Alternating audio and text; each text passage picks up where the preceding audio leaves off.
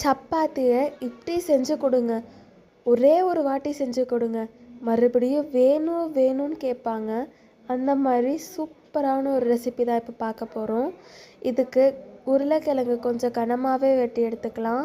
இதை ஃப்ரை பண்ணிவிட்டு வெங்காயத்தை கட் பண்ணி இதை மேலே வச்சுக்கலாம்.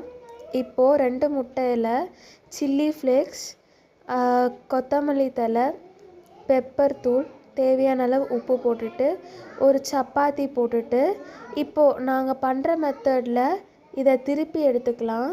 திருப்பிட்டு இது மேலே சீஸ் போட்டுட்டு மறுபடியும் இதில் வந்துட்டு இட்டாலியன் சீசனிங், அது மேலே சப்பாத்தி வச்சுக்கலாம். இப்போது நாம் இதை வந்துட்டு கட் பண்ணி எடுத்துக்கலாம். உண்மையிலேயே செம்ம தரமாக டேஸ்ட்டாக இருந்துச்சு. எல்லாத்துக்குமே ரொம்ப பிடிக்கும். ஒரே ஒரு வாட்டி ட்ரை பண்ணி பாருங்கள்.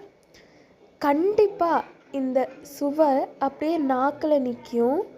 இன்னொரு வீடியோவில் சந்திக்கலாம். அது வரைக்கும் பாய்.